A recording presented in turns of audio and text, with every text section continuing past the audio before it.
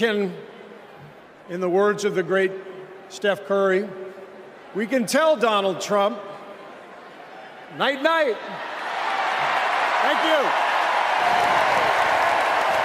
If the MAGA base rejects hard facts, they will absolutely despise this moment. Steve Kerr recently walked onto the DNC platform and completely dismantled Donald Trump without yelling or throwing jabs, simply by defining the true essence of legitimate leadership. He then concluded his remarks with a devastating three-word finale that drove the massive audience into wild enthusiasm. Watch below. Please welcome 9-time NBA champion and coach of the 2024 Olympic gold-winning men's basketball team, Steve Kerr. Thank you. Thank you so much.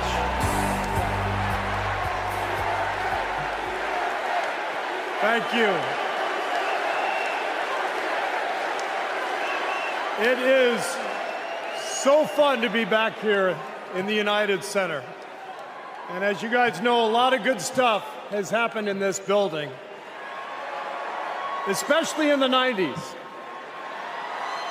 You young people, Google Michael Jordan and you can read all about it, okay? So there was an amazing vibe in this building back in those days, and I feel that same winning spirit here tonight. So the last time I was in a packed basketball arena was in Paris, France.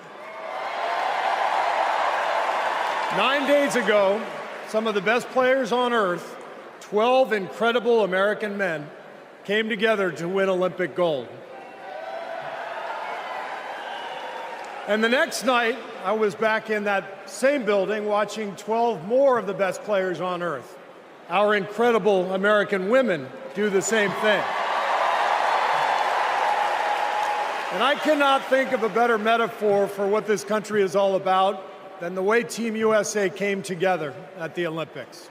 We had players from across our wonderful country, players who have trained and fought relentlessly, shed tears trying to beat one another throughout their careers, joining forces to wear the red, white, and blue. And when we won, the American flag raised to the rafters, the national anthem playing, gold medals draped around the necks of our players, whose hands were held over their hearts. It was the proudest moment of my life. Thank you.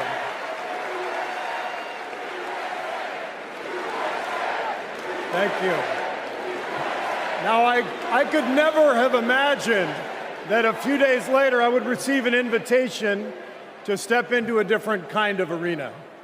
And so here I am. I know very well that speaking out about politics these days comes with risks. I can see the shut up and whistle tweets being fired off as we speak. But I also knew as soon as I was asked that it was too important as an American citizen not to speak up in an election of this magnitude. The reason I said yes to speaking here tonight is that as a coach and former player, as a husband, a son, a father, even a grandfather, and as an American, I believe in a certain kind of leadership. I believe that leaders must display dignity.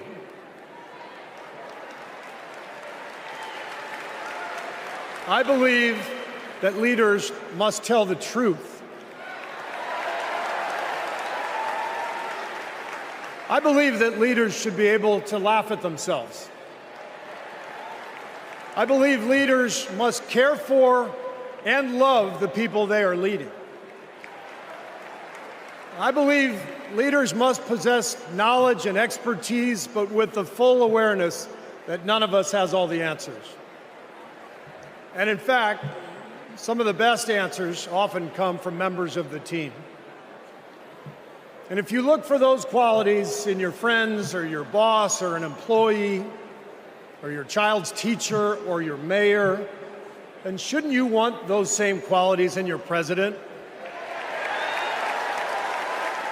Sorry, I wanted you to know how I feel every day of the NBA season, all right?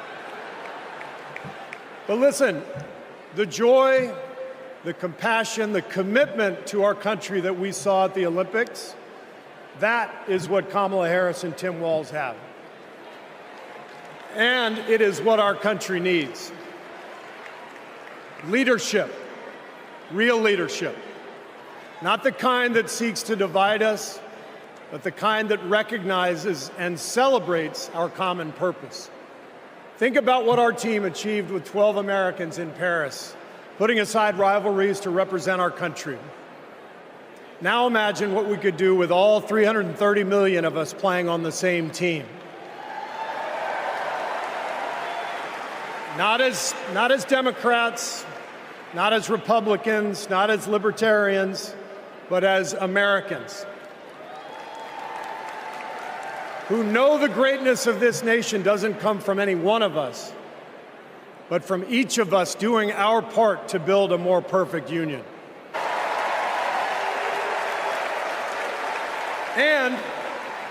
And after the results are tallied that night, we can, in the words of the great Steph Curry, we can tell Donald Trump, night, night.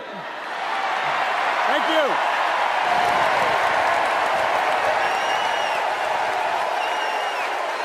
Well, that was devastating, and here's what made Steve Kerr's address so incredibly effective. He did not waste 6 minutes listing off every single controversy surrounding Donald Trump because he simply did not have to. Instead, he posed a far more basic question regarding what true leadership actually entails, since that is precisely where Trump's base constantly struggles. Kerr highlighted principles like dignity, honesty, humility, compassion, and the ability to listen to others rather than acting like the smartest person in the room. Take note of the fact that he never actually had to mention Trump's name during that entire segment. Every single person watching already understood exactly who he was referencing. That happens because those positive traits do not reflect Donald Trump in any way.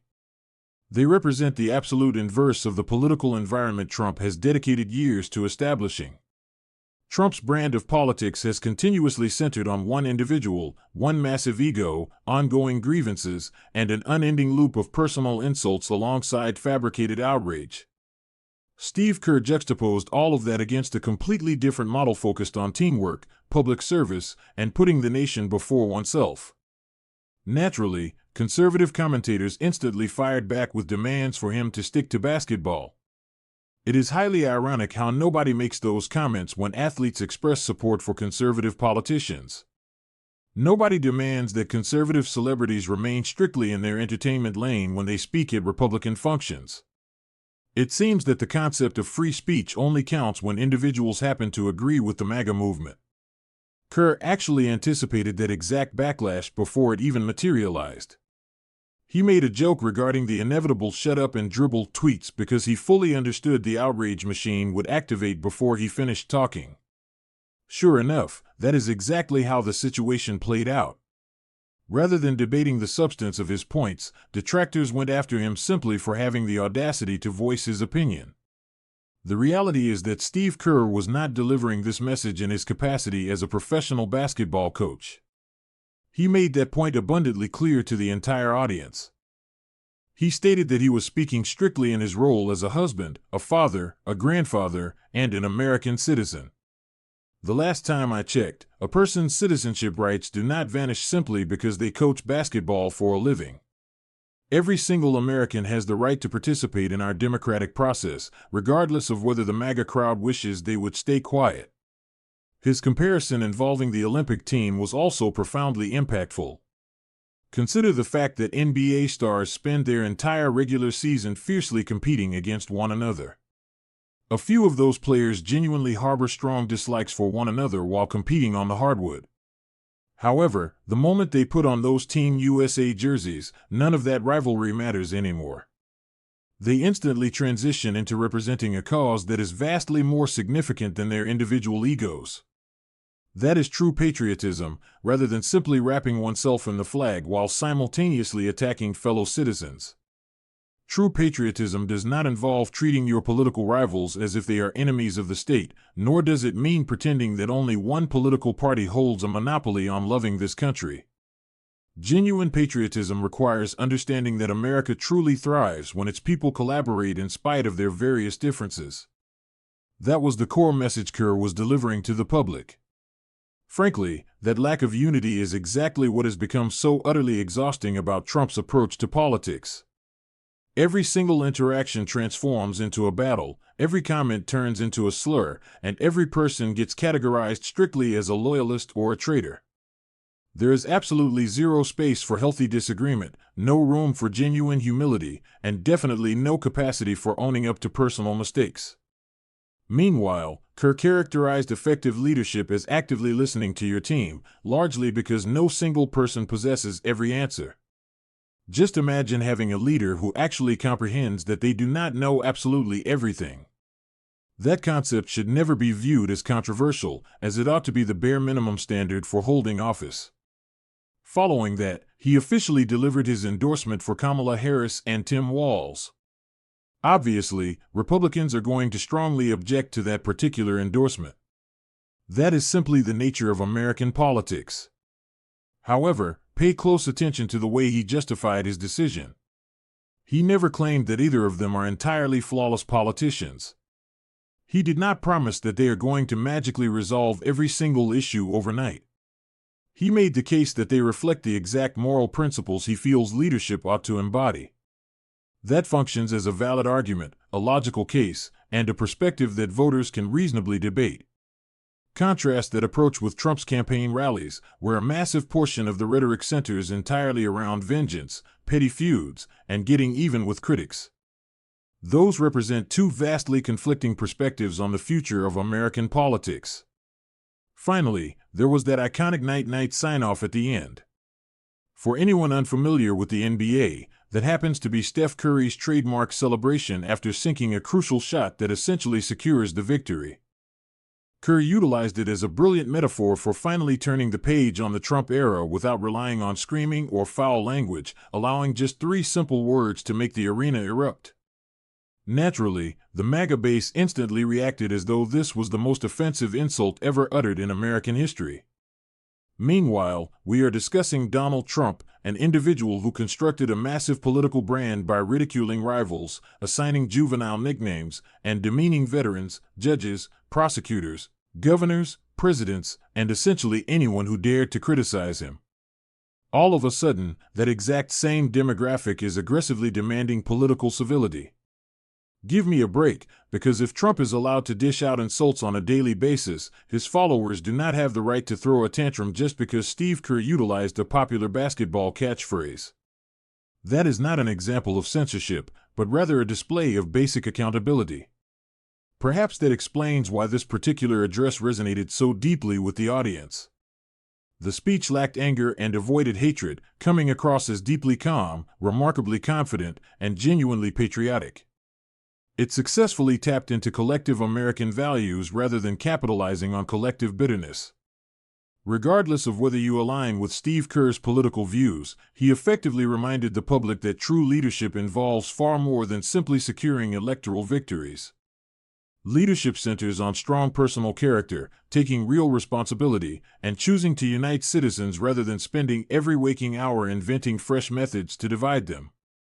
Those fundamental concepts do not simply vanish just because a specific group happens to despise the person delivering the message. If anything at all, those core questions only grow significantly more crucial. So what are your thoughts on this situation, and do you believe Steve Kerr just delivered one of the most powerful political addresses from the athletic community, or do you feel entertainers should entirely avoid political discussions? Leave your perspectives and opinions down in the comment section below. If you appreciated this breakdown and desire more boldly progressive commentary covering major political events, ensure you hit the subscribe button, drop a like, and activate your notifications so you never miss an upcoming upload. I appreciate you tuning in, and I look forward to catching you in the next breakdown.